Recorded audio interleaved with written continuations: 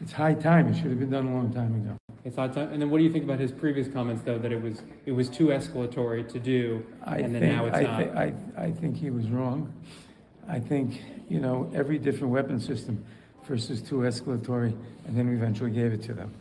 And they're fighting not only for their lives, they're fighting for democracy, they're fighting for the world order against, just Fighting for the invasion of another country. fighting for the world order. By force, which is inadmissible since 1945, and we should give them whatever they need. And are you concerned that they will enter into Russian territory, as there have been recent reports of Belgorod, the border city? I'm not concerned. I wouldn't care if they did. You wouldn't care if they went into Russia? Nope. Really? You would still support them? Turnabout's fair play. I don't think they're going to do it in any large scale. But why should Russia feel that they can invade somebody else and have total safety at home? Well, but that would cross the line to a U.S. sanctioned invasion of Russia by You don't have to Ukraine. sanction it. Well, you would be providing the weapons that conducted it, is what I'm saying. Is if the We're not F-16s providing it for that purpose. I said I personally wouldn't mind. You personally wouldn't mind, but He's so cute. You are a representative of the government. So, Well, I'm part of the government. I'm not part of the executive branch. right. So But I think we should give them whatever they need. okay, and if an F-16 was to be used on Russia, you wouldn't come out and say that's too much. It's too far. No, I don't think that's going to happen in any event, but no. They're going to use F-16s for air defense, basically. But there are these And- reports and- right now that American weapons are Hold being on, used people. in Belgorod, which is a Russian territory. It's already happening. That may be, but they're not going to use major weapons. I mean, Okay. I need to find out where I'm hearing the doubled audio from. What the heck is my problem? I don't even have that many windows open today, so it's going to be easy to find. You all, though, might, however, be noticing that the audio is good. First of all, I need to thank a specific... Oh, I should thank the Twitter handle. Well, someone on Twitter helped me, members of Diagolon, tweak my audio so that it would be good. The audio should be good. Can you believe, I want to say Ralph Nader. It's Herb Nadler. No, Jerry Nadler. Jeez Louise, what's his name? Jerry, just so cavalierly talking about what I believe are war crimes and, at the very least, conduct that would escalate a war into a third world war. I've been looking for a good reason to refresh everyone's memory on Jerry Nadler having said that. And today's a pretty good pretext because it's part and parcel of the reason for which our guest of the evening, Owen Shroyer, got into trouble. According to his Wikipedia page, which I think they're going to update tonight. I think they're going to update the Wikipedia page after our interview. According to Wikipedia, let me see here. Bring up the Wikipedia propaganda rubbish. According to Wikipedia, the reason why Owen was had a guilty plea entered, if you go to the last paragraph here, the guilty plea in the charge of illegally entering a restricted area for January 6th, he had a deferred prosecution agreement for interrupting a congressional hearing back in 2019, in which he interrupted one of the impeachment hearings for Donald Trump to claim that Trump was innocent and, quote, Jerry Nadler and the Democrat Party are committing treason against this country. And that was well before what I believe is a suggestion of an egregious war crime at the very least. Do we want to play? Why do I have a dog that just came in the room, didn't close the door? Get over here. We got a dog that came in for the party, people. Behold, Winston. Oh, this little dog. He's so. He smells so good. Now get out and stop scratching me. We have to appreciate what Jerry Nadler was suggesting right there. I don't mind. We're going to give him weapons. If Russia wants to invade Ukraine, why should Russia feel safe at home? There's a word for targeting. I think the suggestion was targeting civilian populations. It sure as heck was not, to me, suggesting striking military targets within Russia. It's if Russia wants to invade another country, why should they feel safe at home? Let's use some weapons that if we provide them to Ukraine and they use them to go strike interior of Russia, civilian targets potentially, but oh yeah, we'll steal that and say military targets. Wouldn't that be the U.S. sanctioning that conduct? Oh, we don't have to sanction it. We could just give them the weapons and close our eyes and say we didn't know what they were going to do with it. War criminals. Treason would be, maybe contextually inappropriate, but potentially worse. All right, let's get the Wikipedia page out of here. I see Robert Barnes in the backdrop, and I'm getting annoyed by a dog here. Stop. This dog maybe feels that he hasn't gotten enough attention today. I'm going to bring Barnes in. I see Owen Shroyer is in the back, or at least the screen is up. Maybe he's going to come in a second, and I want to bring Barnes in so that we can equalize the audio. Audio's good, right, people? Did everybody watch the interview with Stephen Horn?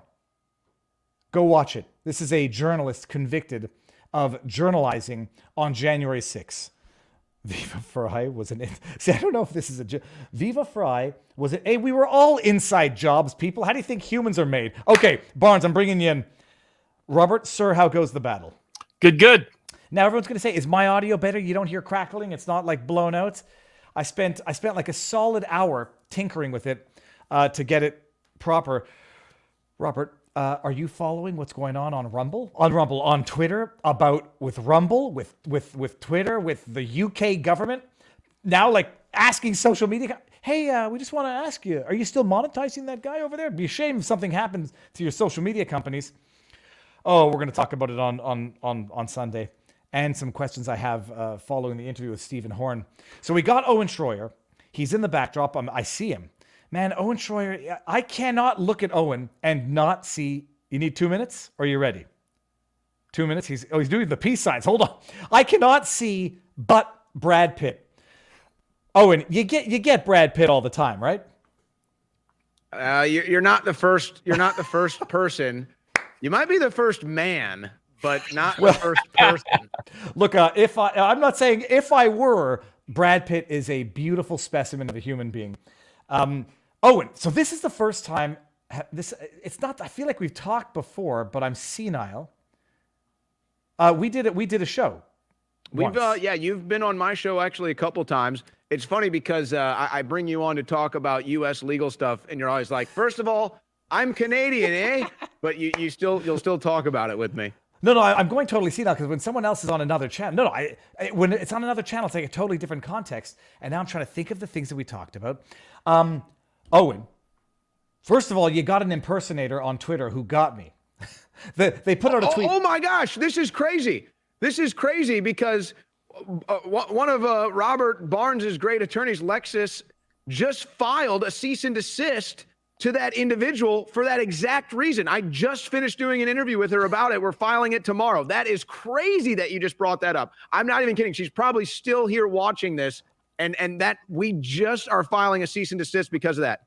What's amazing is they put out a tweet, and it was... I mean, first of all, I go to check the profiles now ever since I accidentally picked a fight with a 14-year-old kid. I went to the profile. It wasn't You don't have to admit that. The profile was not obviously a parody enough, but the tweet, and it's funny, even when I make a mistake, it wasn't that bad. They said, I'm going to D.C. I'm going to tell the judge to give me 60 days, 5 years. And I was like, oh, that sounds like that's very defiant. It's a bold move, Cotton. Let's see how it pays off. And, it wasn't you, but you ended up getting 60 days. Well, this person, it's going to be very curious because we are going to try to find the identity of this clearly psychotic, deranged individual. So I'll be curious to know, is this somebody who has like a grudge from my past? I mean, I can't even think of anybody who would. Is it maybe somebody that works for the government? Is it a Democrat voter? I mean, I don't know. I mean, we'll see, because here's the thing. This is what's so crazy about it. And I don't fault you for falling for the fake Twitter account. You're not the first, certainly. I hope that you're the last, but I know you're not the first. They're verified. They have a verified account. So X obviously has some personal information about this individual that hopefully we're going to get access to. But what's even more frustrating is that my personal account is yet to be reinstated. My actual verified personal account is yet to be reinstated. I have filed 3 reinstatement requests since Elon Musk took over, and I am still yet to be reinstated. So maybe this helps me in the reinstatement process, but nonetheless, they verify a fake Owen Shroyer account, and the real Owen Shroyer can't even get his account back.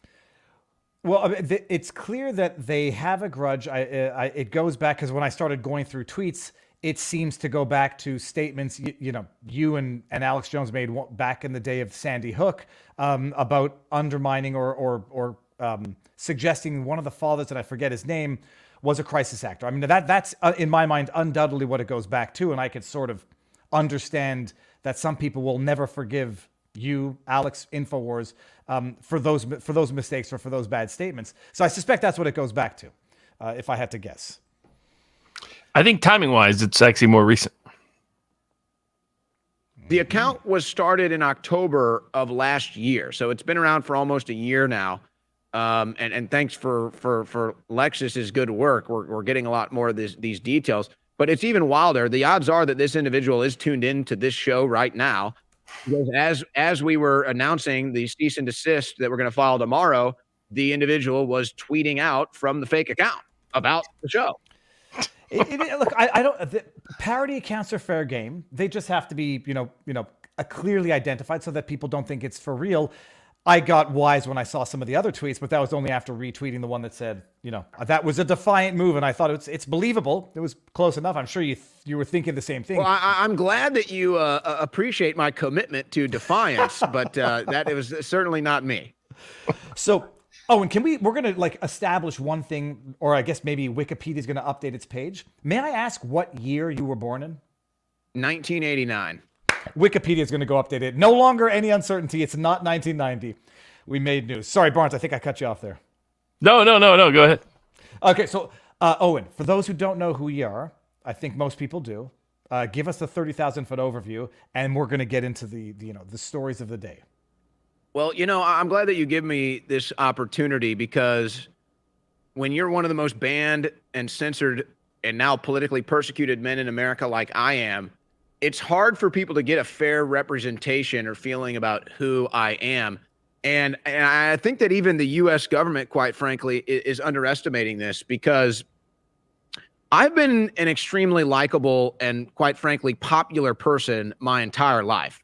I'm not somebody that has a shortage of friends, okay? And in fact, I'm even friends with my parents' friends. And so, they're basically, I'm not trying to claim I'm some sort of a choir boy here, but I mean, you're basically going after a Boy Scout. You're basically going after an individual who, I mean, I would say everybody, if not 99% of the people I've come into communication, touch with, relationships with in my life, I've been a positive, joyful experience, transaction, friendship with them. So you're targeting a person who's pretty much liked, if not loved, by everybody that I've ever met. And so even liberal friends of mine that have known me forever, they're like, dude, what they're trying to do to you is unreal. I can't believe how corrupt things are. So I guess that's how it had to be. But to give a 30,000-foot view, from St. Louis, Missouri, and what's tragic about this is I knew in high school that my American dream was to be in media. I knew that in high school. When I wasn't the best player on the varsity soccer team and basketball team and baseball team, I knew that my dreams of being a professional athlete were probably not going to come through. So at that point in time, I knew that media was what I wanted to go into. And I've really been doing this since I was 16 years old. I was a senior writer and editor for my high school paper. I won't say I did it individually. There were some other individuals, obviously, but I was one of the founders of the morning news broadcast that goes on at my high school still every day to this day. I helped start that. Even in college, I was a senior editor, senior writer at my paper, and I was a professional in sports media. By the time I was 21 years old, I was hosting my first talk shows. Now, granted, this was all in the sports media. And when I got a little more experience and into my adult years, I realized that the sports media is not where I wanted to be. Not because I didn't enjoy it or even enjoy sports, but you start to realize it is just a game at the end of the day. And there are more important things like politics and foreign policy and law enforcement and the justice system. So I made the pivot probably, I think I was maybe 24 years old or so. I'd have to go back and check it. The pivotal moment was the Boston Marathon bombing and then the Michael Brown riots in Ferguson. And that's when I decided I was going to make my pivot to politics. And so I did it. I had some viral videos on the internet, eventually ended up getting hired by InfoWars in 2016, became one of the first big political personalities to be in support of Donald Trump. And you might say the rest is history. But so when dealing with my case now of the Justice Department wanting to criminalize my speech, really, look, I'll be honest with you. I'm a type A personality. My biggest pet peeve is wasting time. I'm productive. If I don't have a productive day, I'm like, I feel empty. I feel hollow. Like I don't even know what to do with myself. And so, yeah, I don't want to go to jail. I don't even know what I would do with myself sitting around all day. I don't know. I'd probably just do push-ups and read all day or something. But what breaks my heart is that I feel like I've had such an opportunity to accomplish my American dream and become a part of the political media and be a journalist. I fear for younger Americans. I feel for the 16-year-old that's in high school right now writing stories for his high school paper. I fear for the college student right now that's going on the air every day to talk politics on their college radio stations. My heart breaks that they're going to be afraid to speak with punishment from the government. That's what breaks my heart. And Victoria Spartz, who's a congresswoman in Indiana, she immigrated, her family here immigrated here to get out of an oppressive country. She fled an oppressive government country, and she's at Capitol Hill today addressing Merrick Garland saying, "You've become the new KGB. You are now more corrupt than the country that I fled oppression. You are now putting Americans in fear of the government." So aside from the fact, obviously, I don't want to go to jail. I mean, look, if they want to make me into a political free speech martyr case, then so be it, I guess. But no, my heart breaks because of the high school student, because of the college student that now has to live in fear that what they might say could end them up in jail. How did you grow up in Missouri? What did your parents do? What was your family like? What was your upbringing like? I was pretty, I would say, middle-class American. We weren't the richest family, but I felt rich because I had a family that cared about me. I felt rich because I grew up in, I don't know how a community could have been better than the community I grew up in. Again, it's about middle class. But it was, my dad was, he owned his own business. He was an entrepreneur. My mom used to own her own business, doing physical fitness and therapy. When she had me, she kind of just gave that up. She started to get more into the professional world when I got older. Conservative family, not really political, but definitely a conservative family, a Christian household. I grew up Catholic and Christian. Went to a Catholic preschool and then grade school, and then I went for high school to what used to be a military academy. They kept a lot of the military rules from the academy, but it was no longer an accredited military academy when I went there. It was a Christian school when I went there with the military academy background. And a lot of the sergeants, drill sergeants, corporals, and lieutenants were still teaching there as well. I greatly value my upbringing for that. But really, my family wasn't really politically charged. I mean, I do have veterans on both sides of my family, but not too politically charged. I've got some liberals in my family. I've got some conservatives in my family, but it wasn't really a political upbringing in mine at all. In fact, when I started to pivot to politics, because you got to understand, making it in sports media is really tough. It's really one of the toughest industries to make it in, because once people get in, they don't leave, right? I mean, so you're waiting people out for decades just to try to get a job. And I had my foot in the door for a lot of different opportunities, and I met a lot of different people that were going to give me opportunities. And so when I switched to politics, I think, people in my family were like, "Are you nuts? You don't even know the first thing about politics. What are you doing leaving sports media?" But now they realize I made the right decision. And, the funny thing, too, is that, somebody that knew nothing about politics in 10 years can become one of the most influential and banned political figures in the world simply by telling the truth. That's all I had to do. I just had to tell the truth, and I leapfrogged 90% of the media. So, I mean, that's basically an upbringing for me. But, I mean, you know what? I would just say it like this. I'm just the average American boy. I'm just the average all-American boy, all-American man. And so, of course, this is what the Democrats and now the Justice Department want to make illegal. We can also put to bed another rumor. Shroyer, you're not Jewish. It's the last name. It's a Germanic origin, which means cut or chop. Most likely originally born by a woodcutter. Which brings me into the question, Owen. How many generations has your family been in America? This is an incredible question, and I'm lucky enough that I actually know the answer. I had a couple great aunts. May they rest in peace now. A couple great ladies. Man, I could tell stories about them all day long. But they lived into their 80s, I believe, both of them, 70s or 80s, and they became obsessed in their later years with finding out the Shroyer lineage. And so I may have forgotten some of the details are kind of cloudy in my head. It's been years since I sat down with them, and they're no longer with us. And actually, I was vying. They had my aunt June had stacks of binders. I mean, like 5 stacks of binders, all tracing the Shroyer lineage back to when the Shroyer name first came to America, which was, I believe, the 1670s. Wow. It was 7 Shroyer brothers that came here in the 1670s.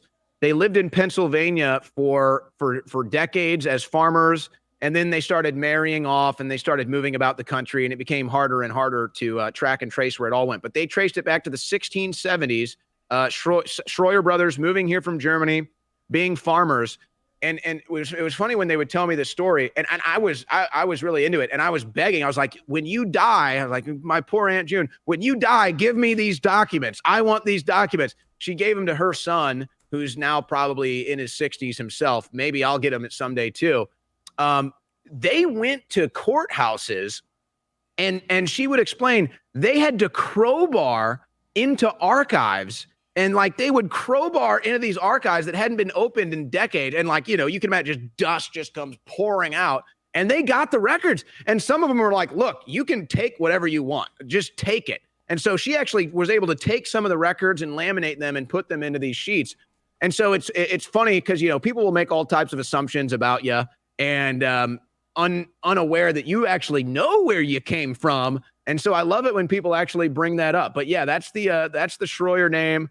As far as I know, I don't believe there's any Jewish history in my family. I don't think anybody. No, I know it's the reflex that, you know, being Jewish, whenever I hear a Germanic last name, it's because I've grown up with that, where the Germanic people who fled Europe were Jewish. But I mean, look, the reality is that there's not every Germanic last name is of Jewish origin at all. And Shroyer, I mean, I had to look it up and just satisfy my curiosity there. How many siblings do you have? I've got a younger sister. That's it. Okay. So are you still Catholic? I mean, you know, when you get confirmed into the Catholic Church, technically you're Catholic the rest of your life. But I'm not a practicing Catholic. I don't know the last time I went to Mass. Okay. Now what out of curiosity, at what point did you sort of transition into what, you know, more non-denominational, if you will? That was really more following my parents that started going to a non-denominational church when I was in high school. I mean, when I was in grade school, you know, you go to Catholic Mass 2 times a week. But they started going to non-denominational when I was in high school. And then really, I mean, honestly, people talk about it a lot because we do have a large Christian audience at InfoWars. And I have some people that, you know, they talk about me and tell me I need to go to church and stuff. And I know it's all in the goodness of their heart. And my problem has always been, because I've been to church a couple times, the problem has always been, it's just like, I feel like there's more truth in what I do every day than I get from any of these preachers. I mean, it feels like to me, like, how can I don't know. I just feel like when the preacher doesn't even understand the real issues that we're facing right now, and the real issues that even Christians are facing right now, it's hard for me to motivate myself to spend hours in those churches. And I know there's other reasons, and I'm not knocking people that do. Obviously, these are some of the best people. But yeah, I don't really go to church, and a lot of people give me trouble for it. Well, I had said that when there was a meme going around, "Are you right wing?" and it says goes to church, has a family, has kids. And I was like, check, but I don't go to church. But I think the church is symbolic for something else, which is, you know, spirituality in a broader sense, not necessarily the organized religion sense. Owen, we're going to end this on YouTube now because YouTube, as they say, is assho, and we're going to go over to Rumble. So I'm going to end it now. We're going to get into when it was that you became public enemy number 1, because first of all, we've known each other, or we know each other, you know, as we've known on the internet. You seem like a good guy. Not everybody's perfect, and I certainly know that the world is hanging its hat on maybe the one mistake, but I need to know when you became public enemy number 1. Did it predate certain things? We're going to get that answer on Rumble because we're ending on YouTube. And right now, 3, 2, 1. Okay, so you're in sports. You've got a great voice. Do you study journalism? Do you study radio? Do you do anything to train that skill, or is it a natural thing that you've had?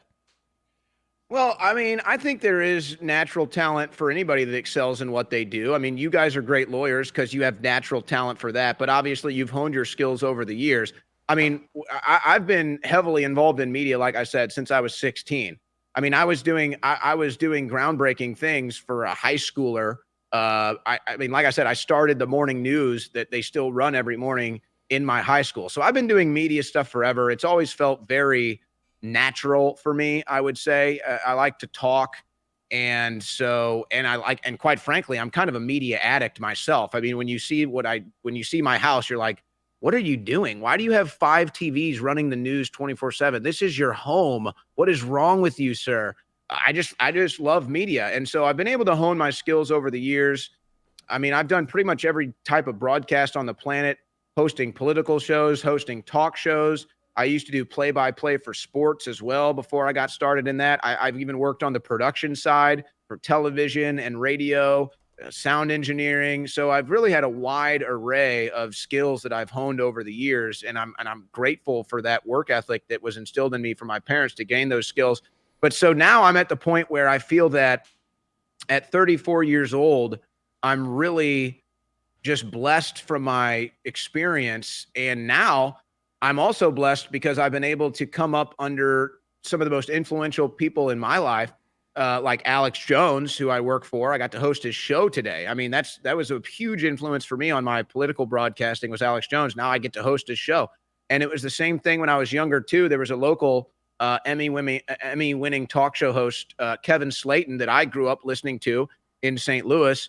And by the time I was 23, I was filling in for him when he would go off air and producing his show. So I've been extremely blessed as far as that's concerned. So I think it's a little bit of mix. It's there is some natural talent and tendency there, but also I've been hitting the ground running in my media endeavors since I was 16. How would you trace your political trajectory, both in terms of ideas and in terms of activism? I mean, it's got to be more than anything InfoWars. I don't know what else I would really, because what it was for me is that when the Boston Marathon bombing happened, it was the first time I watched television news. And when I say that, I'm being literal. I never watched cable news, ever. Didn't care to. Now, I grew up listening to talk radio because I just loved the medium. So Michael Savage, Rush Limbaugh, some other local hosts, but that's just because I love talk radio. It wasn't even necessarily a political thing. I just liked listening to talk radio. I liked the debates. I liked the disagreements, whatever. But I never watched cable news. So I'm on air in sports media covering the Boston Marathon bombing, and the same tenacity and the same thirst for truth that I have in politics, I had for sports then. So I'm figuring out, hey, what's going on with this deal? I want to know the truth. So I turn on the cable news for the first time in my life, and it was just like day one, I'm like, this is fake. Everything about this production is completely fake. And now I've got these FBI people. I've got these Boston police people. Clearly, they're not being fully honest with me. So it was just like, whoa, like what? It was really, I mean, you might call it my red pill moment in such an organic way. Okay, so now I'm looking for truth. I'm like, well, what's really going on with this Boston Marathon bombing? I have all these different questions and everything. And ultimately, I end up finding InfoWars and Alex Jones. And it was just like the mind expansion. It just like it started happening overnight. And my desire to be in sports started to wane. And my desire to be in politics just continued to grow. Now you're saying it out loud and it's bringing back memories. Boston bombing was 2013. It was the Tsarnaev brothers. One of the brothers fell out of the car or got shot. The other brother ran him over. Then the other brother went to jail. They made this pressure cooker bomber out of like not a rice cooker, but a pressure cooker. What was the biggest red pill of that story? The narrative they went on. There was a shooting spree. Owen, what was the most factually incorrect thing that they were saying in the media that you discovered looking into it? Boy, there were a couple things, and I would just start it with this. That was my final year in college, and I was fortunate enough too, and I ended up graduating with psychology and media studies from college because I realized if you want to do anything in psychology, you got to basically get a master's. So I was like, I'm done with school. I'm not. And because I actually, believe it or not, I mean, you guys probably do believe it. When I was about to graduate, because one of the guys I was working for was an attorney. I had attorneys basically headhunting me saying, hey, I'll send you to school. And as soon as you get out, you're working for me. And I was like, 2 more years of school. How about F you sideways? No, thank you. But so I was like, okay, I want to go into media. So the head of the media department at the school I graduated, University of Missouri, St. Louis, I mean, I was in classes like radio production, television broadcasting, and I would go to his office and I'd be like, yeah, yo, here's my paycheck for being on air last week. Yeah, here's my paycheck from CBS Sports Television. Do I really need to be in these classes? And he said, well, no, I'll tell you what, I'll give you credit if you just keep working. So I was able to basically work through college. Now, why do I bring this up? My final project that I submitted was basically a 20-minute dissertation on why I didn't trust the official narrative of the Boston Marathon bombing. Now, imagine you're the head of the media studies department, and this is my final project, and this is what he's like, some guy questioning the mainstream narrative, but he gave me an A on it. He was like, well, this has been an incredible presentation. I don't even know what to think anymore, but anyway, you get an A. So some of the things I remember, I even remember the names. Rich DeLaurier was the FBI. He was the guy in charge of the FBI investigation. His narrative kept shifting and shape-shifting. Ed Davis was the Boston police chief at the time who continued to go in front of the media, seemingly unable to answer any questions. I also remember at the time, because the younger Sonyev brother was in school, and apparently he was pretty popular. And so there were a lot of younger college kids that were speaking out while all this was going on. Obviously, the mainstream media wasn't picking up what they were putting down, but they were like, this doesn't make any sense. I was with him that day. He's not like this at all. I don't understand how any of this could happen. So him getting lumped into it. Then they have these whole citywide lockdowns and search parties that got totally out of control. He ends up hiding in some boat and there's blood all over it. Then they shoot his larynx out from 30 yards. They shoot his larynx out. So now he can't talk somehow. And then there was the older Sonyev brother. And it came out that apparently this guy was a CIA or FBI asset. So they already had information about this guy. And I've got the FBI and the Boston police saying, we have no idea who it is. We got a manhunt. Please help us identify this guy. And he ended up already being known to law enforcement. So none of it made any sense to me. I mean, those were just some of the things. Oh my gosh. I don't even know if I should get into this. I mean, there were conspiracy theories at the time that even the individuals who like had their legs blown off and stuff, that even that was just theater and that they didn't even believe that that was the case. So, I mean, it was just really more than anything. It wasn't necessarily that I reached any conclusion.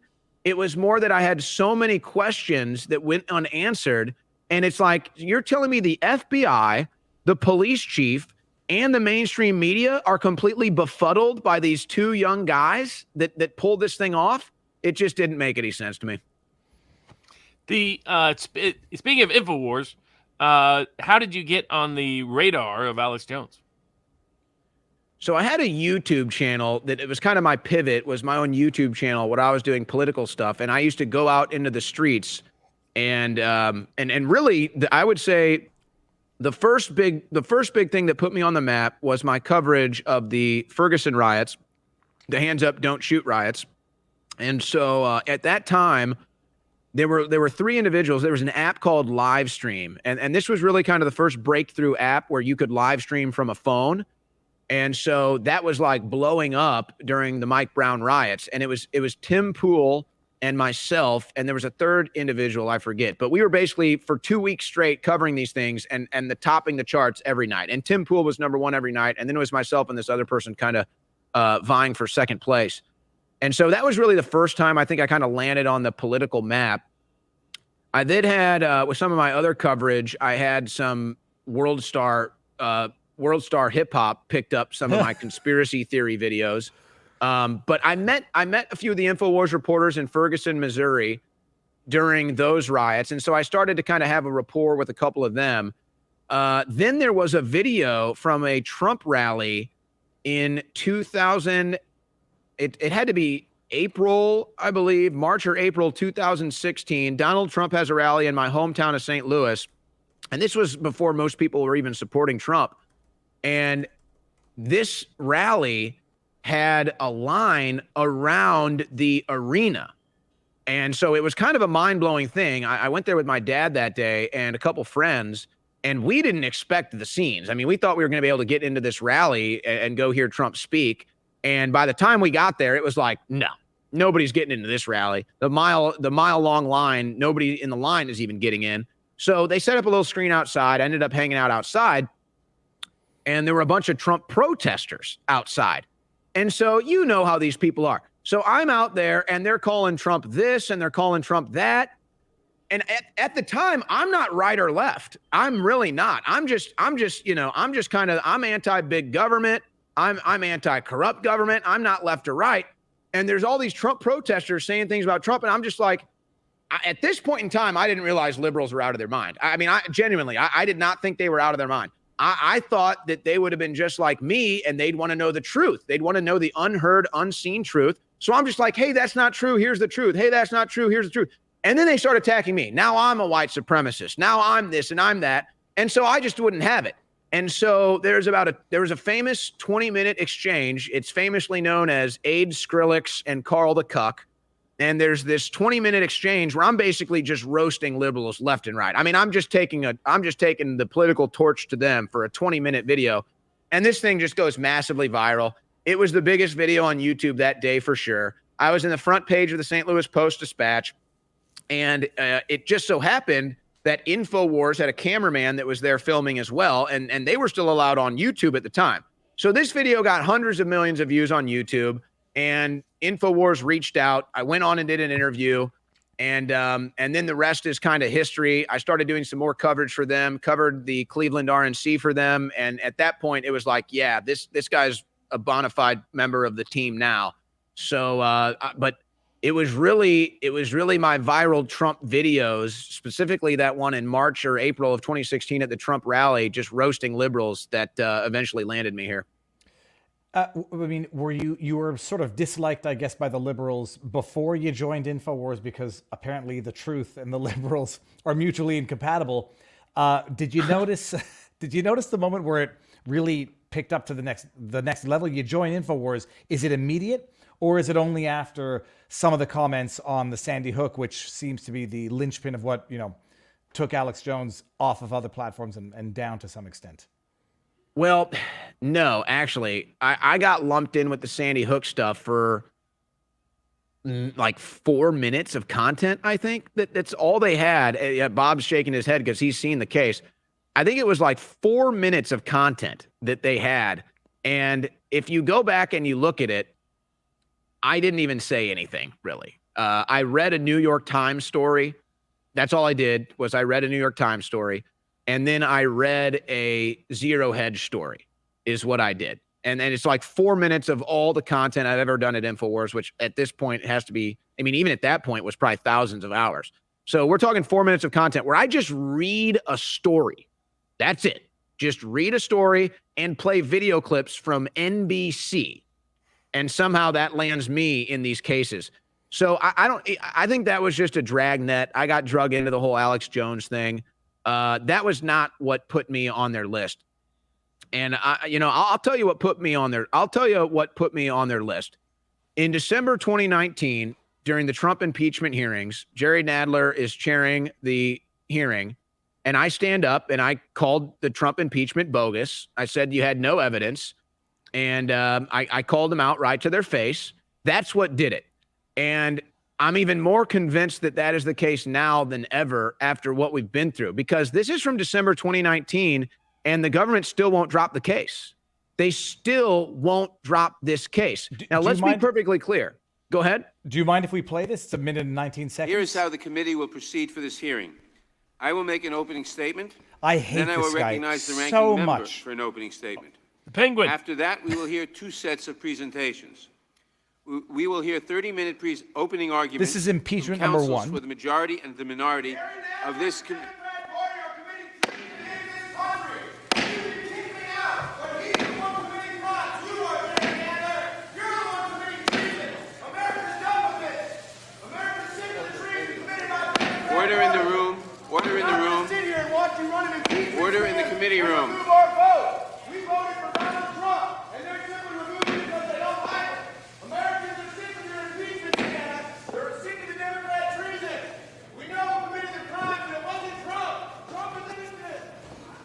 So other than the fact that it's 100% accurate, let's see what smug bastard Nadler Committee will says. come to order. Obviously, I shouldn't have to remind everyone present that the audience is here to observe, That's right, American Not to people. Sit demonstrate. down and shut up. not to indicate agreement or disagreement with any witness or with any member of the committee. Okay, he The can. audience is here to observe only, and we will maintain decorum in the hearing room. So, Owen, other than the fact that you're 1,000% right, you were right, the rightness of what you said has been proven over time, you were less disruptive than a lot of the, pink pussy hat wearing people, the Kavanaugh interrupting people, the Missouri interrupting people, and they went after you for that. So let me give you even a little more detail about that. Because like you said, this is not an uncommon occurrence in the Capitol. It's not at all. It happens all the time. And quite frankly, my disruption there is about as low level as they get. Again, you pointed to a couple. The pink pussy hat wearers, you had the climate change protesters. And I mean, to even get more absurd with it, in fact, let me not get ahead of myself. So, okay, so that was about a, like you said, 30, 60-second disruption, whatever. Everything I said there ended up being accurate. When the police take me out of the room, because this happens a lot, okay, they take me out of the room and they're kind of sitting there. The one cop that had me was a new cop. He was a younger cop, so he kind of had to get direction from some other guys. They said, yeah, just take him out of the facility and just let him go. So okay, I'm not even cuffed. I'm walking out with the guy, not even cuffed. He's like, hey, what do I do, boss? He's like, yeah, just take him outside and let him go. So, okay, it's like a 2-minute walk to the door. He takes me out. They're about to just let me go. I'm about to just walk out on the streets and just go about my day. Someone clicks in on the radio. He goes to his ear and he goes, oh, wait, hold on a second. And he's like, hold on a second. Stay right there. So now they're holding me. Another cop walks away. He gets on his radio and he's like, actually, we're going to have to detain you.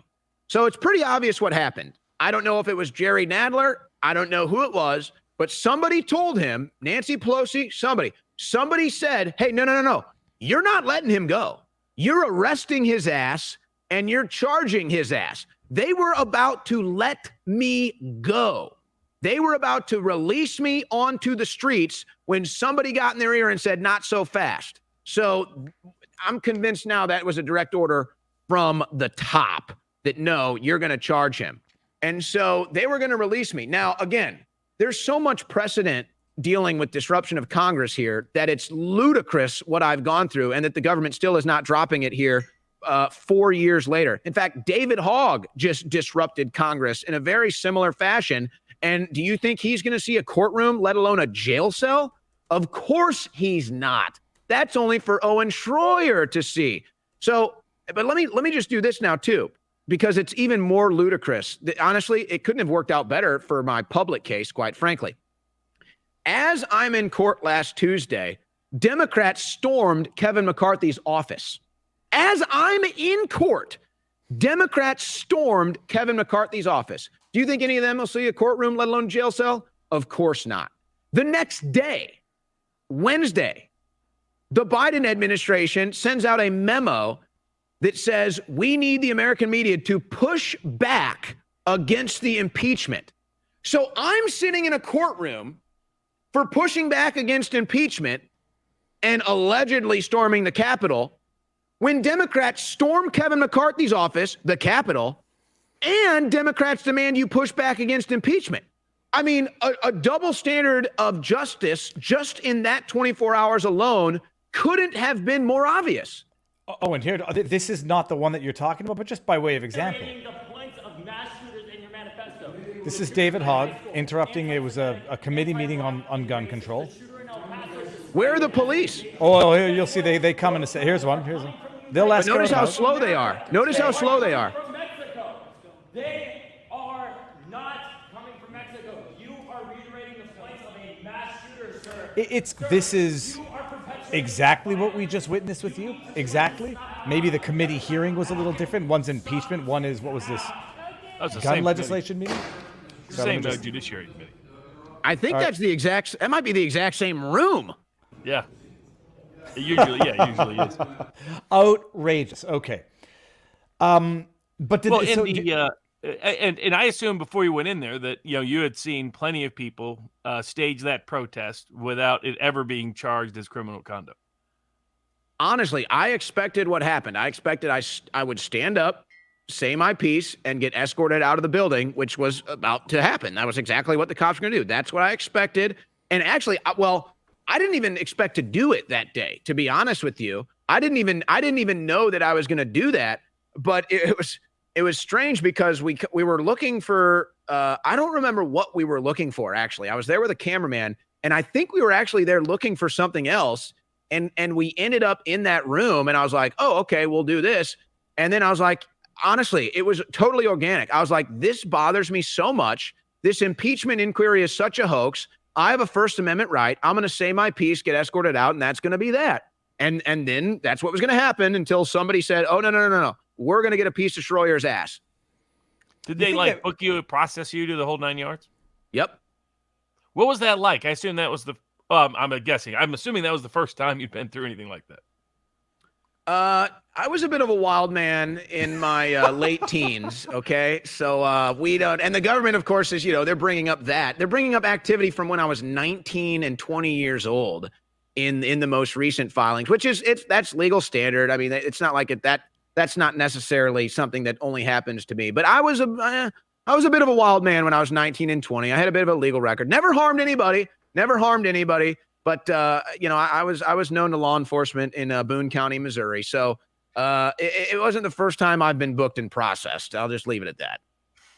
I won't pry, despite the fact that I have many, many questions. So do you think it's a question of you get up there, you make the scene, and they don't know who you are yet, and then they discover it's Owen Shroyer, and you're with InfoWars, and you're well known at that time. They discover who you are by name as they're taking you out. Although, as we've seen with January 6th, man, you could have gone home to Alaska. They would have found you 6 months later. Do you think they just didn't know who it was, and then they discovered it as you're being escorted out? It might be that, or it might just be because obviously I'm not a Democrat. At that point, they know I'm not a Democrat. So it's no, you have to arrest him. You have to book him. You have to process him. He needs to sit in a cell. I think it was that more than anything. I don't necessarily think it was because I was Owen Shroyer from InfoWars. That might be it. I think it's because I wasn't a Democrat. I think it's because they know I was not a Democrat protester, and so I have to face the full extent of the law, whereas if I was a Democrat protester, then I would have had nothing. I'm curious how much, your experience was with InfoWars. That, when I was introduced to InfoWars, there was a lot of people, particularly political voices, that would avoid it. Even congressmen, senators, a few would appear, and then almost none did. That the media did such a good job of sort of blacklisting it that Alex Jones has been on Fox's blacklist for a very, very long time. Piers Morgan made the mistake of asking Alex on, and then Alex showed him up quite famously. And so I knew young conservative talent that would avoid InfoWars back in the day because they bought into the blacklist or were just worried that, hey, if I'm at InfoWars, I can't go anywhere else politically. That really started to change sort of the confirmation of it when Trump appeared on InfoWars in 2015. And of course, today, you ask conservatives, you ask Trump supporters, you ask, about half the country who they would trust more for accurate information, the New York Times or InfoWars, and by a 3-1 or 4-1 margin, it's InfoWars. That there's been a complete, despite all the smear campaigns and censorship campaigns and deplatforming campaigns and all the rest, despite all the various lawfare that's been waged across the scale, despite the efforts to put you in prison, that the net effect of it is that American people have seen through it more than bought into it, unlike the first, decade of InfoWars experience on the air. How much have you seen that and witnessed that? How much were you concerned at all? Okay, if I'm going InfoWars, I'm sort of making a commitment that sort of locks me in some places, locks me out of other places. And how much have you seen that transformation that the more the InfoWars became popular, the more the system tried to crush it, which only led to InfoWars being more popular? Well, there were definitely voices in my ear discouraging me from joining InfoWars at the time. And it was much more taboo back then. The difference being, I mean, for me, there was never any doubt. And I know, yeah, I'm sure you guys are familiar with Cernovich's work, The Guerrilla Mindset. I've always had the guerrilla mindset, so it was never really anything I cared about. I knew InfoWars was the team I wanted to play for. I knew InfoWars was the only place that was going to allow me to do the work that I wanted to do. So it was never any doubt for me.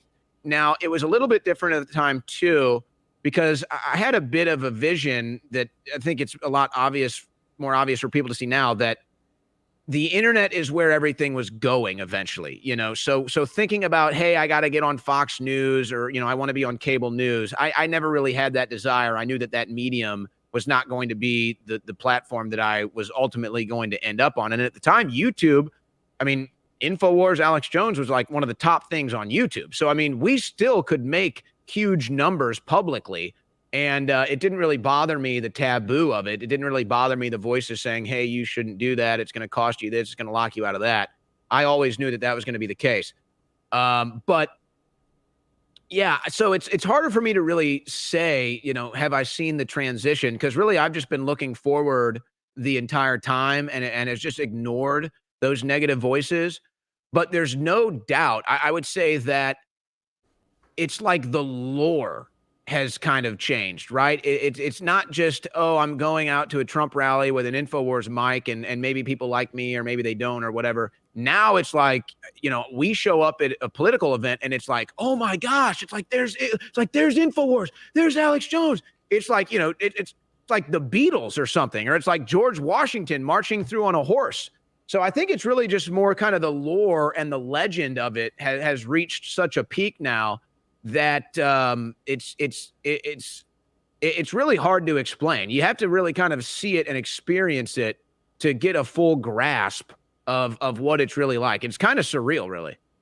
What's it been like? Both. What have you learned from working with Alex? What's it like being around him in public and the rest? And what's probably the thing people think about him that is the least that people would be surprised is true? Like, in my interaction with him, he reminded me of Wesley Snipes' acting skills. Like, Snipes could on a dime do a lawyer. He's like, Barnes, can you do this? And he would do a lawyer better. And I was like, no, I can't. I'm not that skill of a performer.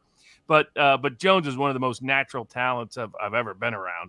And usually has tons of insights and advice.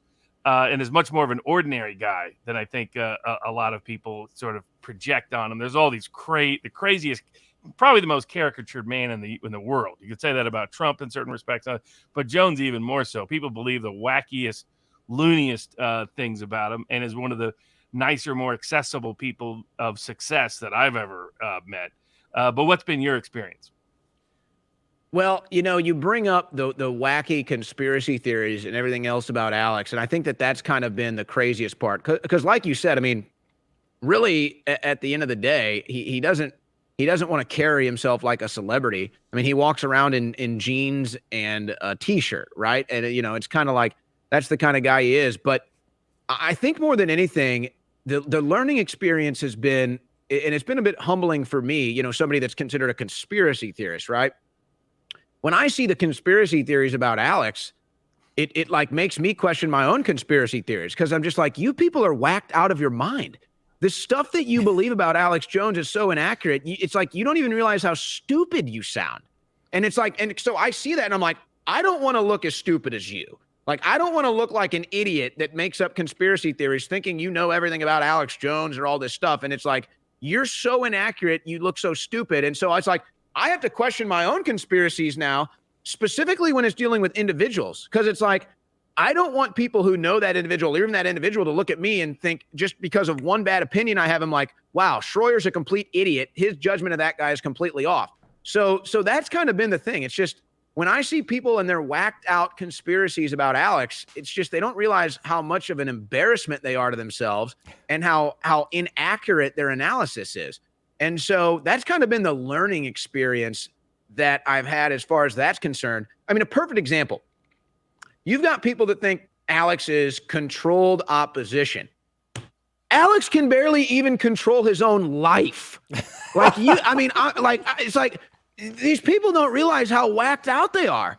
And so whatever, I get it. He's a big personality, and it's hard for people to believe anything, right? It's hard for people to believe that anybody can be good or anybody successful can be the real deal. And that's not to say Alex is perfect. He wouldn't tell you he's perfect.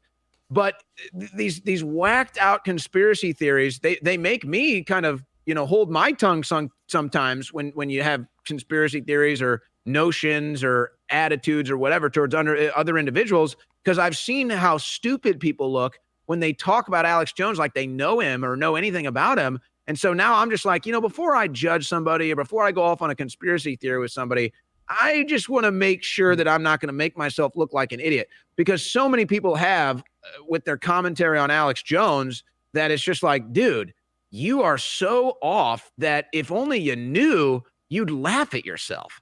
The amazing thing was, like, one of the bridges that I had to cross was when Alex Jones came on the channel for the first time. And I'm like, I'm going to piss off a lot of people that I know who still buy into everything that they've ever heard and read about Alex Jones. People were saying, A, controlled opposition, B, Mossad, C, it's not really Alex Jones. His voice sounds deeper and more raspy than normal. Setting all that aside, because I think people do it almost as a joke, as a trope or whatever. Or they make their living off of it. It's literally like their career. Oh, well, I mean, absolutely. But then some people say, like, okay, they're making the frogs gay. And they say he's a total crazy conspiracy theorist. My wife's a neuroscientist. And she's like, all right, might not be making them gay, but the underlying truth is actually somewhat accurate. When he says they're using 5G cell towers to control your thoughts, or no, for mind control. And then, then we talked about it. And it's interference with sleep patterns, which, some people say interfering with or destroying is a form of control. It's not control in the sense of making you like become a Manchurian candidate, but it's the type of interference that might qualify. And the more even educated people with degrees hear him speak, beyond the hyperbole, they're like, oh, he's actually not wrong. And if he's made one or two outright mistakes in his life, he's still exponentially better than CNN. And so the amazing thing is, anybody who actually takes the time to take more than 5 minutes to listen to what he actually says as opposed to the media, they come away with a totally different impression. But that's the toughest thing to breach, is to get people to actually do that. But Owen, that wasn't the question. That was a rant. You get arrested by Nadler, and then they charge you, but then you plead, you make a plea deal. And some people are going to say, you are now suffering the consequences for having, borne false witness to yourself. What ended up happening there? Because you plead to something that is now coming back to bite you in the ass and possibly send you to the clanker for 60 days. Well, let me put it a couple ways. First of all, would you like to be in front of a DC jury? Okay, Hell you don't no. have to answer that. But we'll just say, would you like to be in front of a DC jury facing potentially 5 charges? Or would you, which again, everybody knows this is a tactic from federal prosecutors. They greatly overreach in their charges so that they can bring a plea deal down and keep their conviction rate 100%. Mm-hmm. Okay, so I think that you guys understand the context of what I'm saying here. So the legal strategy, I still think, was a good one with me and my attorney, Norm Pattis. And let's not forget, they were still trying to lock me up for the Nadler interruption. That was the thrust of their entire argument against me. In the indictment, the majority of the pages were actually from the Nadler thing. So they're claiming they're indicting me from January 6th in the indictment, but then the majority of the filings is from the Nadler interruption. And then even in the sentencing memo that they had against me for last Tuesday in the sentencing hearing, even that wasn't even about what I did on January 6th. That was about things I said not even on that day.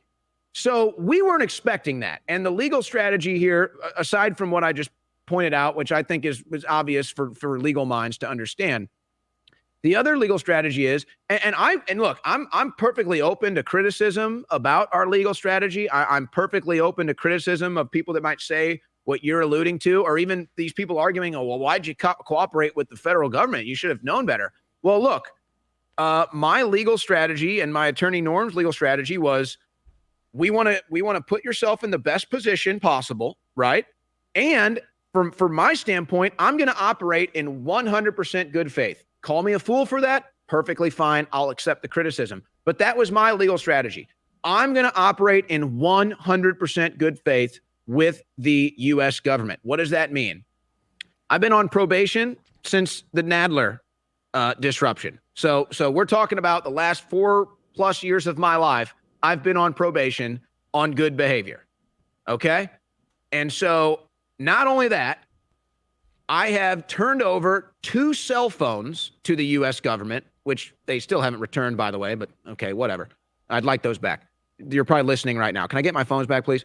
I've turned over 2 phones. Any electronic data requests I've given them that they've wanted. I sat down for a proffer session, a question and answer. You guys know what that means. You guys know the importance of that. I've never missed a court date. I've never missed a pretrial services meeting. I've never missed a house visit from probation officers. So I have been on 100% good behavior. And let me just tell you something else. It's a little humiliating when you have to pee into a cup in front of a government agent. Not really a fan of that, but I've done that too. Okay. So I've been 100% good behavior. Now, when the pretrial services office filed their sentencing memo, because you get the prosecutors to file their sentencing memo, you get the probation, pretrial services, they file their sentencing memo too.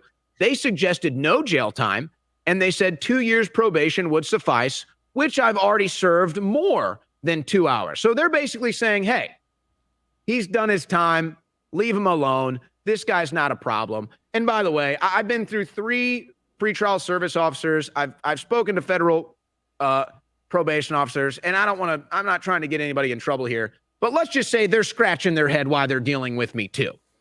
And in one of my last interactions with the pretrial services here in Austin, they put me in touch with, I guess, somebody that kind of overlooks maybe more managerial as far as the office is concerned. And they asked me, they said, do you mind if we use your case for an example that we can use for other officers as this is what perfect behavior looks like? They literally are going to be using my case to say this is what perfect behavior under pretrial services looks like. And so despite all that and the understanding between myself, my lawyer, and the U.S. government that, hey, you're good behavior, we're not going to give you any jail time. Well, obviously that's not they didn't hold their end of the bargain on that.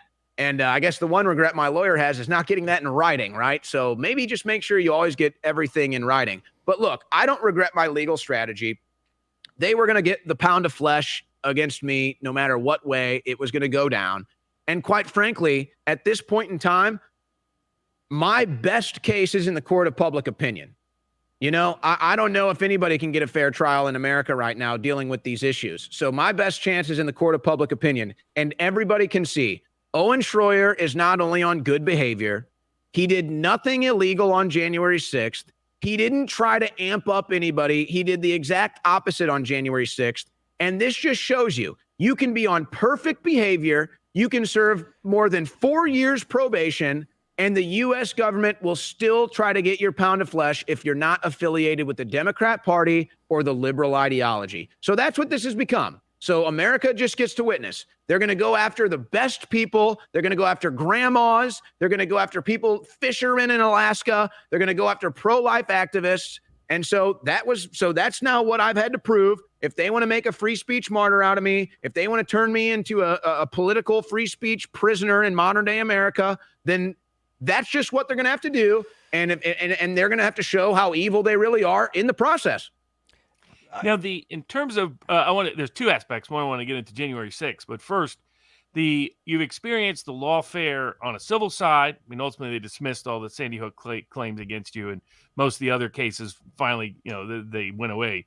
But you got to experience the insanity of it. I remember when I first talked to Alex about all this, that, in fact, what's always struck me about the whole InfoWars crew is that down deep, they're idealists. They're not so much cynics like people would caricature them as.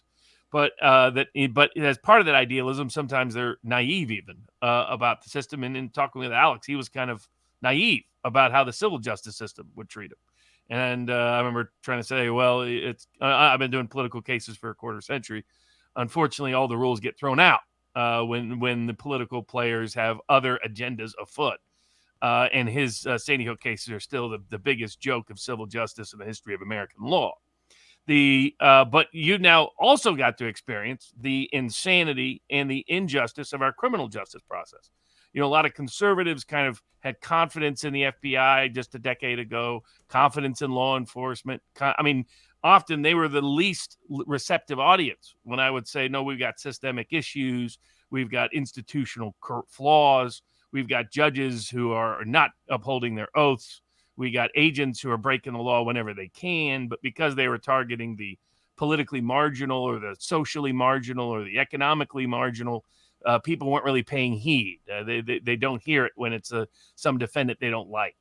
But now everybody's got to witness it. But you got to witness it in person. The selective prosecution, the double standards, that they don't uphold their own promises, that they misrepresent things during the process, they mislead through the process, that the courts are often complicit and cowards to prosecutorial corruption rather than contesting it and challenging it.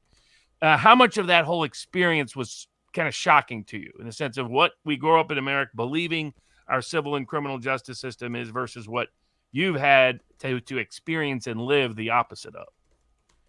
Well, I think let me kind of answer that in two different lanes. One, as an American citizen that has never harmed anybody and would never even think of harming anybody, and I never promote harming anybody, to go through this is sadly a harsh reminder of exactly what you're talking about.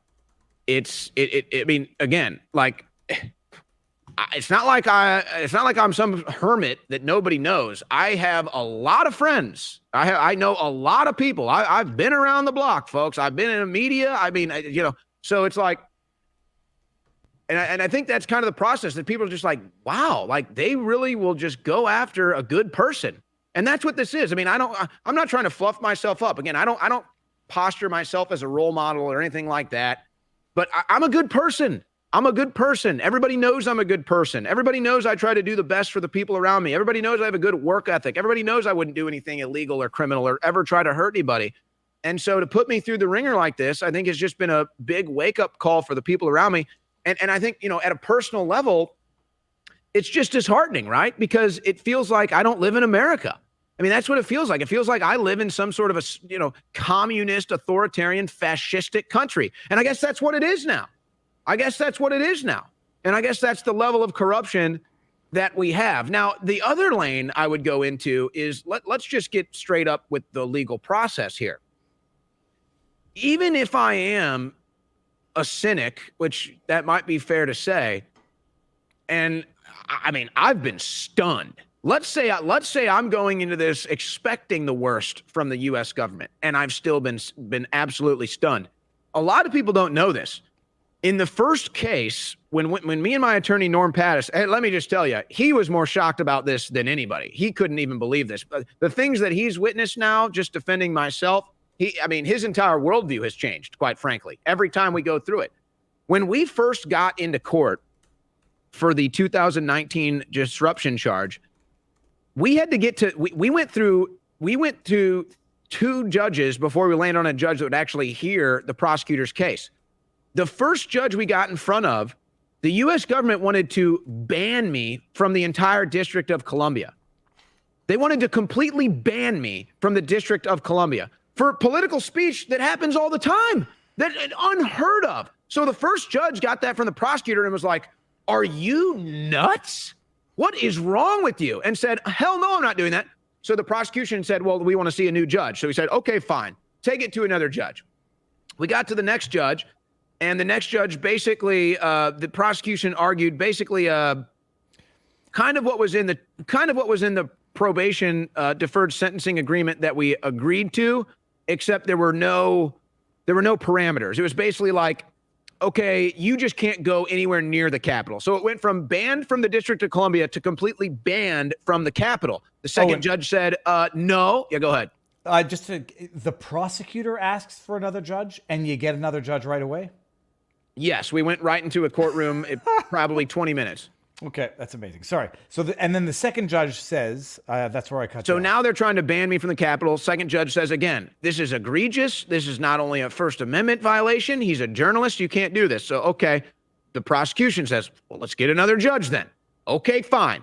So now we're in front of a third judge. This process probably took maybe an hour or so. And so now they've lightened it to, okay, he's not banned from the Capitol, but he can't go into the Capitol, and I can't disrupt Congress again. And I can't, and this is where we didn't plan on having to relitigate this because there's a whole legal battle we could have about this. But they're arguing that I violated my deferred sentencing. Well, we would argue that I didn't, because when you read the fine print, yeah, it says Shroyer cannot parade, or he can't do this, or he can't do the other thing. And they say, see, he violated it. No, read the entire document. It says I can't do that with intent to disrupt Congress. I had no intent to disrupt Congress. In fact, the activities we were hoping to happen in Congress that day, we were in full support of. It's what we wanted. That's why we went to the ellipse in support of the events of Congress that day. Why would I want to disrupt them? We're on tape saying we don't want to disrupt them. So no, I did not violate my deferred prosecution. I had no intent that day.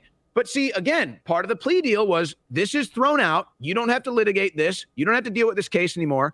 It's done. Well, lo and behold, here comes the sentencing memo, and they tell the judge that I violated my deferred sentencing, and now all the media says, see, he violated it. He belongs in jail. No, I didn't violate it, and the plea agreement was I didn't have to relitigate that. So that's what happened in the first case. I mean, they tried to ban me from the entire District of Columbia for a less than 60-second disruption of Congress that happens all the time. So take what you want from that. But that's what happened. I laugh because there's only laughter or crying at this. It's so absurd. But the bottom line now is what?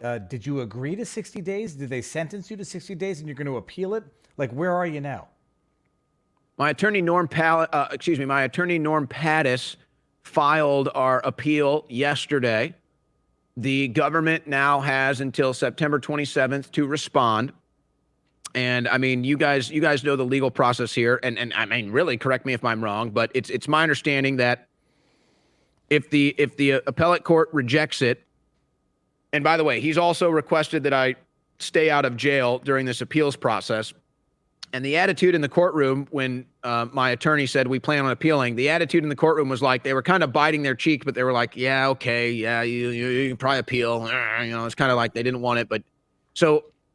Again, everything has been so shocking about this. Maybe they will reject the appeal. If we don't get our way in the appellate court, we do plan on taking this all the way to the Supreme Court, whatever that means. And so whatever my fate is, whatever the outcome of this appellate case is, whether they reject it or hear it, we'll go to the Supreme Court if we have to. And so the government has till the 27th to respond.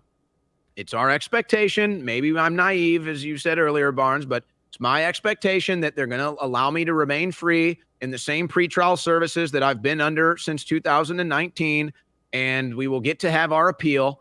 And you can read the appeal, and really it's about government overreach and criminalizing free speech. That's what this is about. And so it's a really unique case because it's not just about the charge that I pled to. It's about government overreach, and it's about criminalizing free speech. And so that's what we're hoping the appellate court will hear and see in this case, because really that's what this is about.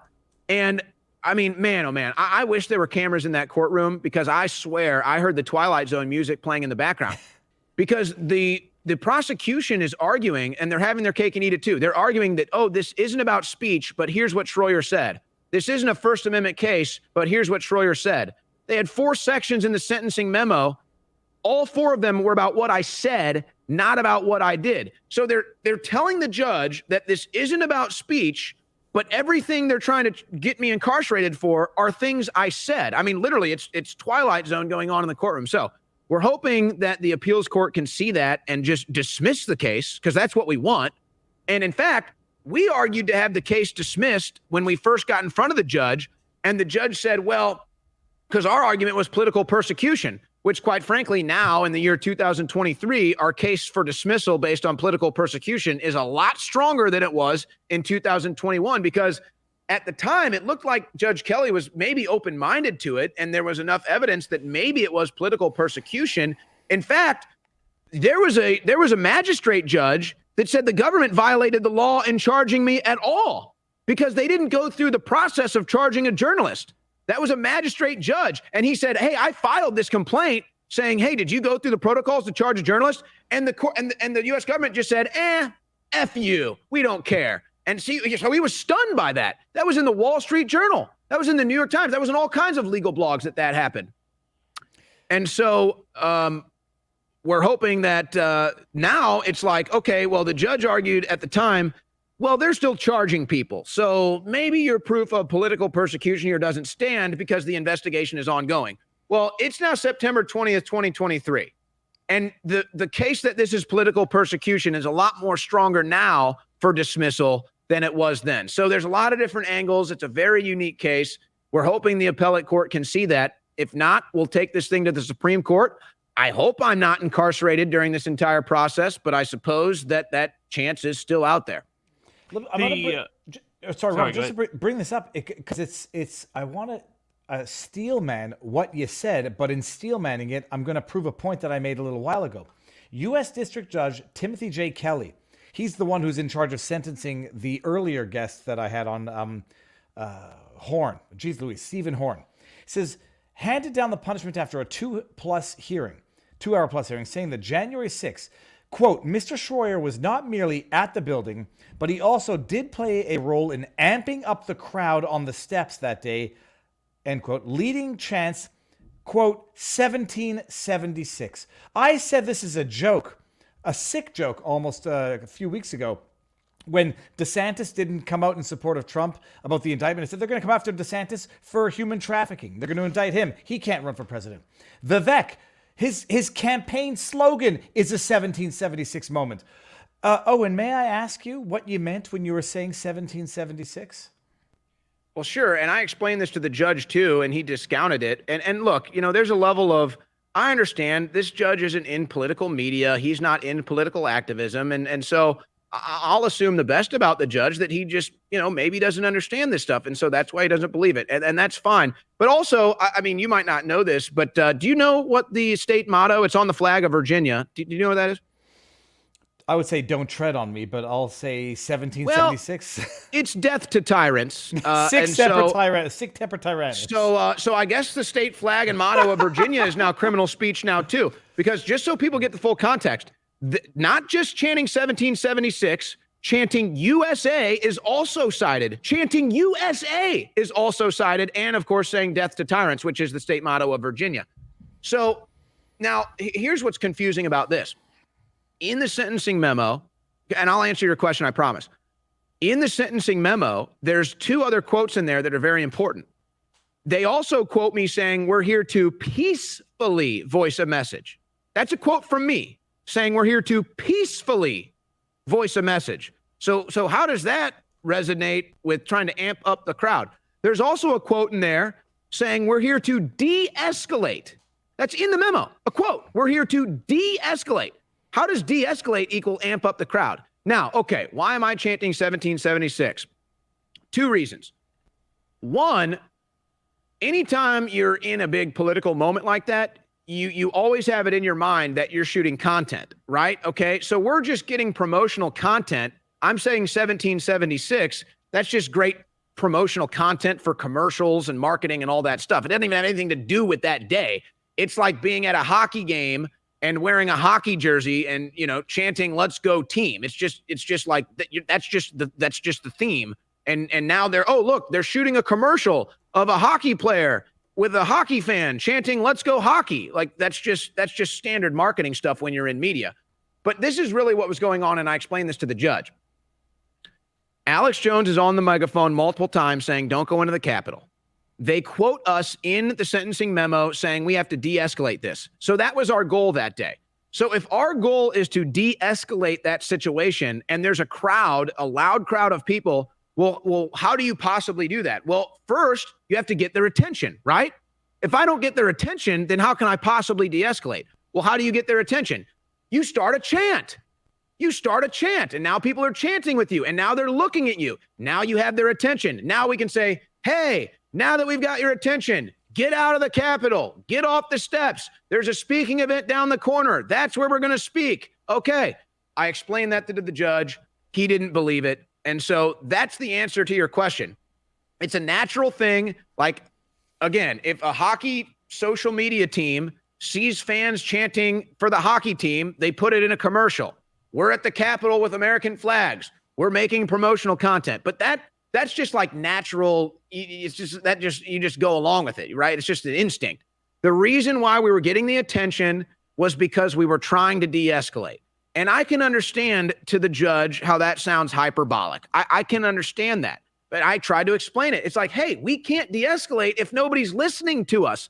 But if Alex Jones is up there getting people's attention, now maybe we can de-escalate. And it's clear with all the evidence that's what we were trying to do. So that's why we were chanting that. We were trying to get the attention so we could de-escalate. I explained it to the judge. He didn't believe it, apparently. What's interesting is, I mean, the government has evidence of all the de-escalation efforts, including efforts by you, Alex Jones, at InfoWars to have access to the Capitol speaker system to tell people to get out, get out of the Capitol, get off the steps, get away from it. Can you imagine that, Alex? Everybody get off the Capitol. Everybody leave the Capitol. It probably would have worked. Oh, because that's why they didn't let them. It definitely would have worked. I mean, now there's evidence. I talked about it early on at vivabarneslaw.locals.com.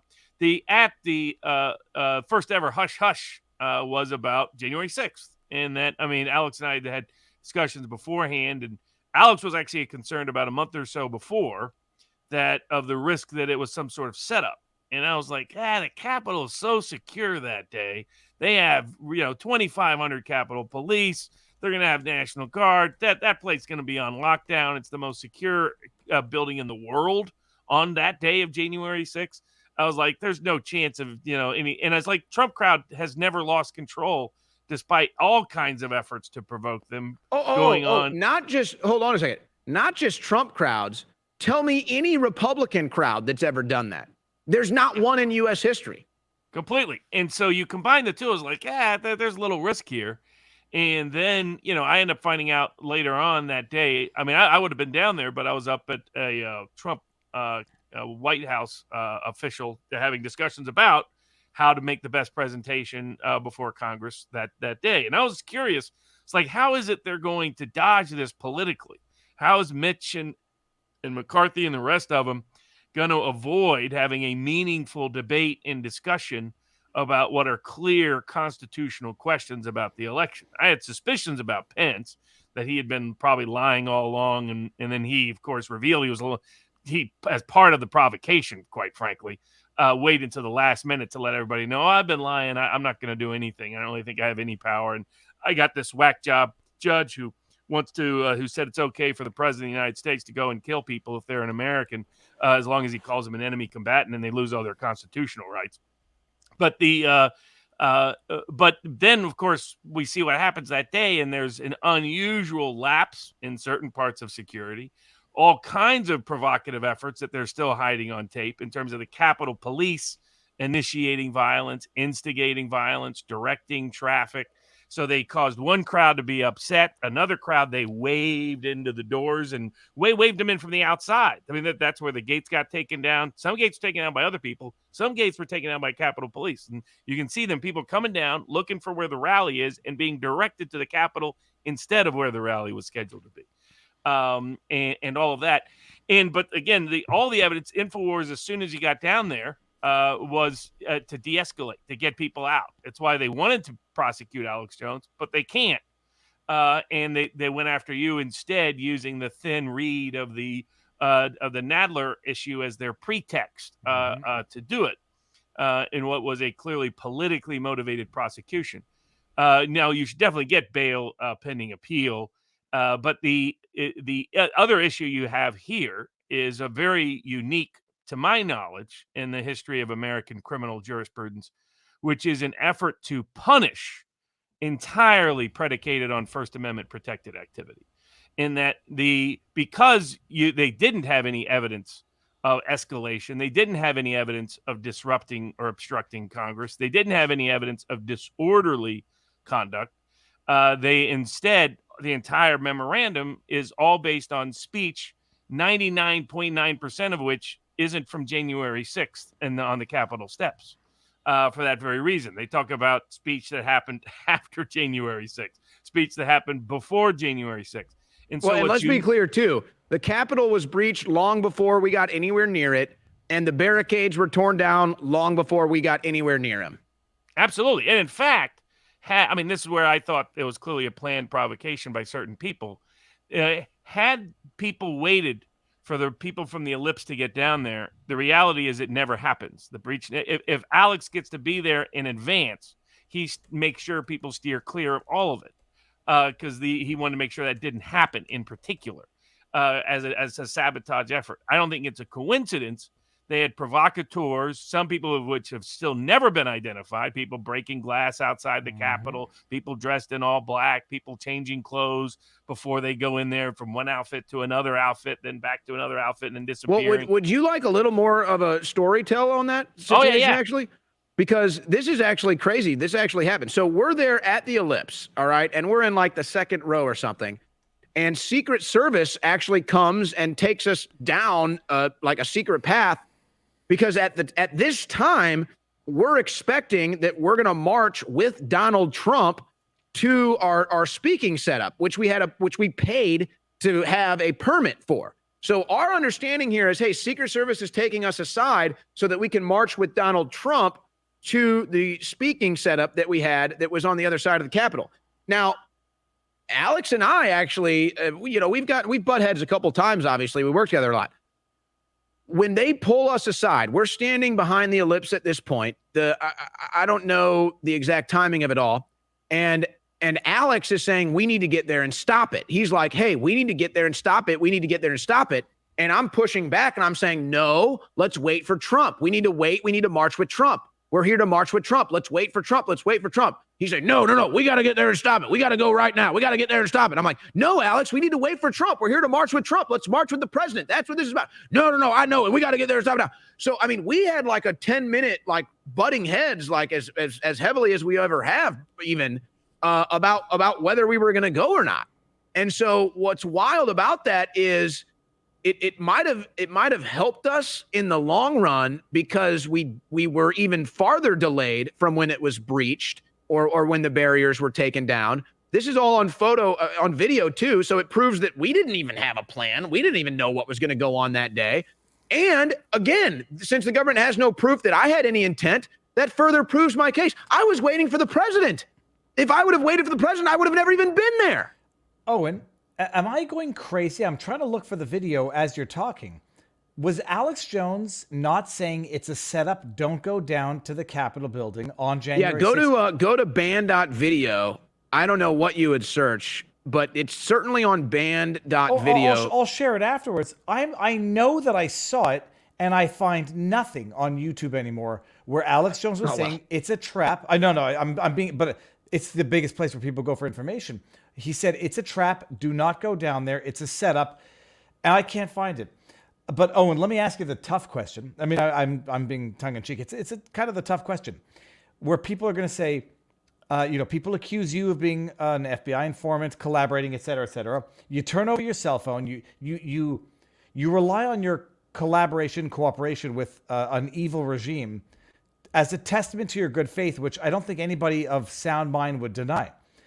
Those who would find conspiracy theory where it doesn't exist are going to say, you're collaborating with the government, you're an informant, you're giving them all your cell phones, your stuff. They can find all sorts of information on your phone, and therefore that makes you an FBI informant, collaborator, et cetera, whatever. What is your response to that accusation? Well, let me just lay out the facts. I mean, I have nothing to hide here. And so let me be fully transparent. I've never received a dime from any government institution, Never received a dime. Did I cooperate in this investigation? Absolutely. I have been fully transparent in that case. And let's be perfectly clear about something else. Not only am I cooperating to prove good faith with the investigation, there's nothing to hide. There's nothing to hide. I gave them 2 cell phones. I had 2 active cell phones. One's a work cell phone. One's a personal cell phone. I gave them both. There's nothing there. It's all my text messages with Alex Jones. It's all my text messages with other people in the media. It's all my text messages with the crew. Hell, it's my personal text messages. I knew there was nothing there. Sure, have a look. It's only going to prove my innocence. Why wouldn't I cooperate? That's how I look at it. Cooperating proves my innocence. I mean, come on. So they take multiple cell phones, electronic data requests. They get nothing. And so they have nothing, so they have to go off what I say on my radio show? Yes, that's exactly what happened. So as far as, I mean, people can make up whatever conspiracy theories they want. I mean, if you want to say, oh, look, Shroyer cooperated with the FBI, you caught me. You're right. I turned over my phones to prove my innocence. That was my legal strategy. You caught me. Am I an informant? Have the FBI ever asked me to be an informant? No, I've never taken a dime from any government agency in that regard. So, but whatever, people can believe whatever they want. It really doesn't matter. And I mean, again, I'm not trying to get anybody in trouble here, but I'm just going to tell you the truth. When I turned my phones over to the FBI agents, they both looked at me and they were like, yeah, this is totally political. So they all know. They all know. Well, I love it also. It's like typically informants don't go to jail. So this is like 4 or 5D level chess where to prove that you're not an informant, they're going to send you to jail for 2 months. Oh my goodness. Yeah, well, I mean, it's extraordinary. But I mean, the case is of great constitutional consequence because they're trying to not only lock you up for 60 days. And I was going to ask, did they specifically make that the DC jail, or is that not yet to be assigned? I was going to ask about that. We left. I believe we left the. I don't know what the exact legalese to, but we basically gave the jurisdiction to the Department of, whatever it is, the Department of Prisons. So yeah, Bureau of Prisons. Yeah, that's the one. Yeah. Okay, so it's not necessarily DC. It'd be probably. Well, and here's another thing too, and let me ask you a question because. It was my understanding going into this and other January 6th defendants, this came up in their cases. I didn't think that you could sentence somebody to jail and do supervised probation. I thought it was one or the other. It is. In fact, that's been ruled on recently. And that's what I'm saying. I got both. Yeah, they can't. I mean, that's just this basic error. I won't. You can ask Lexi what I think about particular jurist. I won't say it publicly. I've already said publicly some things about certain jurists in DC. They'll probably give me, so I'll let it go. Let's just say I'm not a big fan. There's some that are better than others. I'll put it that way. But why it's of great constitutional consequence beyond you as an individual is that this is, again, the first ever example where they're saying based purely on protected political activity, speech, press, and petitioning the government, we can increase your punishment. We can change your punishment based solely, wholly, and exclusively on protected First Amendment activity. That's never been done in American history before. And that's why the case is such a dangerous case if it's not reversed by the Court of Appeals or by the Supreme Court. And because it's very unusual. I mean, when Lexi sent me the sentencing memorandum, I thought, okay, well, maybe, there was some misinterpretation or something. And then I read it and it's as bad as she laid it out being. It's that they're saying, he said this, please put him in jail for this. He said this, please put him in jail for this. No criminal behavior, all constitutionally protected behavior. Again, almost all speech that wasn't even on January 6th, doesn't even concern the alleged offense. All of it, he says things that question the election, please put him in prison. He says, well, see, that's it right there. You just, that is everything right there, Bob. None of it deals with the alleged offense, period. Exactly. And that's what makes it so dangerous. If they can use this as precedent, they will expand it and extend it into effectively criminalizing speech. They'll find some little technical thing they can hang somebody up on, crossing the street in the wrong time or whatever it is, some nuisance, trespass, disorder, whatever language they want to stick on there, and then say, but punish them because they're political dissident speech.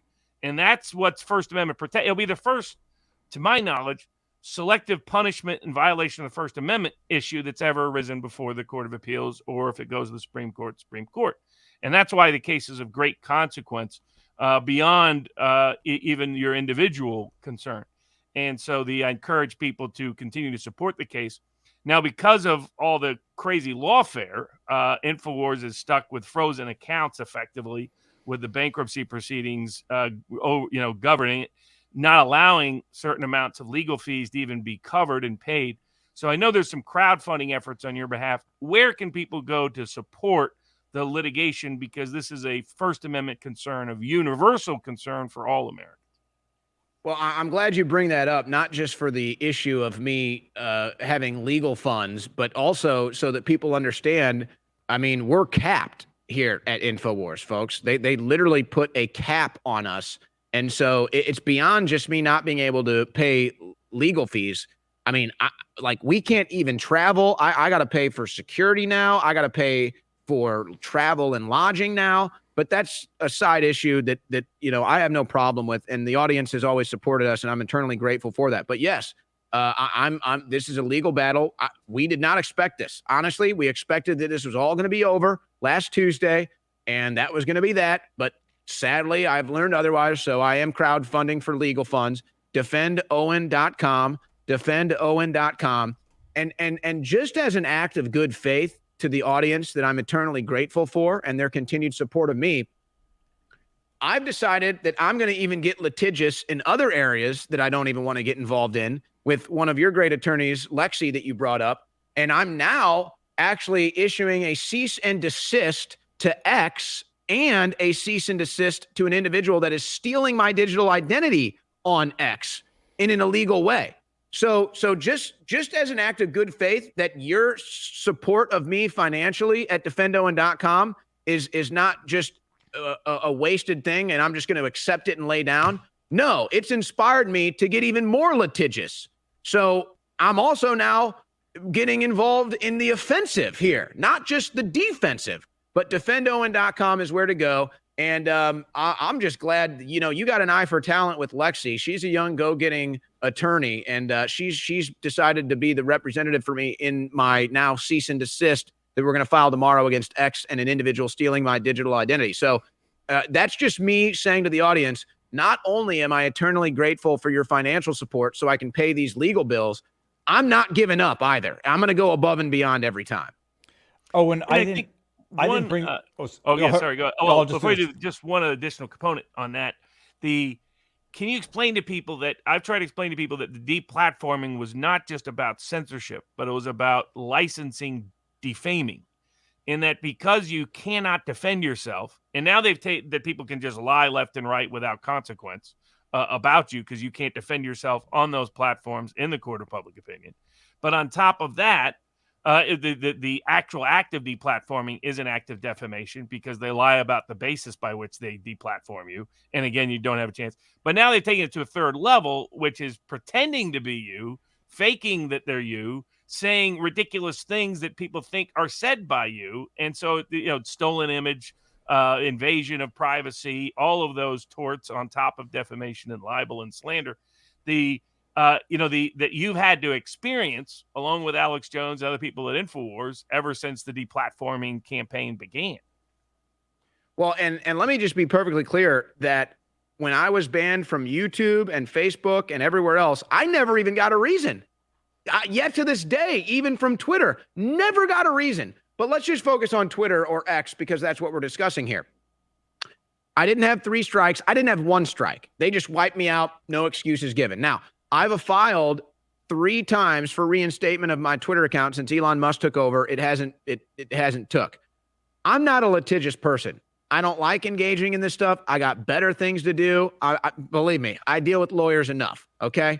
I'm not a litigious person, but this case has reached new levels. And Viva, we started the show talking about this, where through no fault of your own, you wouldn't know any better. You see an Owen Shroyer account verified on Twitter. Of course you assume that that's me, right? Of course. Why wouldn't you? Well, it's not. And so it's reached a level now where last week, where I was trending on Twitter, a lot of people were covering me. A lot of people were reaching out for interviews. They reach out to this fake account. And just to put it simply, the fake Owen Shroyer responds with lewd, crude, and rude content. And now what do people do? Oh, well, gee, I'm not going to support this jerk. I'm not going to give this a-hole a platform. Hell no. But it's not me. I mean, that's digital identity theft and potentially even defamation, as you're pointing out. And so, hey, look, bud, you're probably tuned in right now. Take the easy way out, dude. Take the easy way out. Shut the account down. Stop the illegal activity, or we might have to go farther with this. So just take the easy way out. You're going to get the cease and desist. I know you were tuned into the show when we talked about it. I mean, I have situations where there was a guest that was supposed to be on today. This is a person I don't know. This individual is making a kind of new to making content on the internet, and I think makes great content. And so I said, hey, let's get this individual on. new upcomer making great content. I want to give them a platform. I think their content needs to be seen by more people. They agree to come on. They then go look at my Twitter account. They respond saying, sorry, I can't be affiliated with somebody that does this on the internet. It's not me. So action had to be taken, and we're going to file the cease and desist tomorrow with your great go-getter, Lexus Anderson. This is what I wanted to bring up because someone said this a while back. Thanks, Owen, for fighting the Constitution and fighting for the Constitution and the Bill of Rights. Your sarcasm is epic. Viva and Barnes, you too. I can do it. I can do it with both hands, actually. Oh my god, you could do it better, Owen, with the. Is that hard to do? I didn't even know. Apparently, a lot of people can't do it. Yeah, but it is actually. Dude, hold on. Put your fingers together for 1 second. Let me just see oh god, now people just saw what my hands looked like. Hey, I got some crooked fingers too here. I've jammed them so many times playing basketball. Goodness. No, it's a question of which one's longer than the other. But now everyone's seen my mitts. I was never playing baseball. Owen, there was one. It says, "I'm not your buddy guy." It says, "Call me fearful or paranoid." This is a Rumble rant, but I believe, whether as a Canadian I like it or not, the fight for freedom will be the 2024 U.S. election. If the collectivists win, there will be no going back peacefully. Oh, and that was actually, maybe this might be the last question so that you can actually end this with maybe a white pill or maybe it's a doom pill. My running theory is that, peace will be sustained so long as people have the slightest degree of faith. When they come after you and others, and they basically convict you, persecute you, and sentence you to crimes that you didn't actually commit, the disincentive... Or get charged with. The disincentive to not commit those crimes goes out the window. Typically, you say, look, if I behave well, and if I'm a law-abiding citizen, and I cooperate, and I collaborate, and I participate, and I give them everything they need, then I'll be fine. But then when you do all that, and they still punish you for crimes you didn't commit or even get charged or accused with, well, then the incentive not to commit them in the first place has been lifted. What do you say to the people out there who might be doom-pilled, cynic-pilled, whatever the pill is, who say, well, cripe, if they're going to do it anyhow, I may as well do it. I know my answer, but I want to hear yours. Well, considering everything that I've been through, and we've discussed probably maybe 70% of it here on the show, considering everything I've been through, I still love this country. I still believe that I still want to dedicate my life to what I believe is going to be saving freedom in the West, saving the Bill of Rights, and saving the Constitution. I don't see any other where to go. Where else is there to go? This is why the United States of America was founded, to get government interference and corruption out of our lives. That's what this whole country is about. There's nowhere to run. There's nowhere to go. And so if I can still be here and still fight the good fight, then I hope that that's an inspirational act. And I've been realizing this too, that because I've seen other men go through this and keep fighting. I mean, I'll name their names: Alex Jones, Roger Stone, Donald Trump, Mike Flynn, Clay Clark, so other men have fought the good fight and without any hesitation. And so that's the example that's been set. And so despite all the things that I've been through, I still have no doubts that this is where I want to be. This is where I want to live the rest of my life. I'm an American. I want to stay an American. I have grandfathers that served in the military. So I believe America is worth the good fight. And quite frankly, I just don't see anywhere else to go. Now, as far as the analysis that if we don't win in 2024, what do we do then? I think that's a fair analysis. I would maybe even agree that if the collectivists win in 2024, we've got a whole nother beast, a whole nother thing of issues that we're dealing with here. And yeah, there's probably going to be a lot of other Owen Shroyers going to jail for their speech. So that's not to blackpill, because I hope to be an inspirational factor, quite frankly. I hope to inspire other Americans that love this country and care about the future to stand up and fight the good fight like myself and other men have before me. And this cliche that's kind of embedded in my head that I think I've come up with myself, and that's better men have come before me, and I challenge better men to come after me. And so I think that's the attitude we have to have. Good will triumph over evil but good has to get onto the playing field and into the arena to have that victory. And so I hope I inspire other good men to join me in the good fight.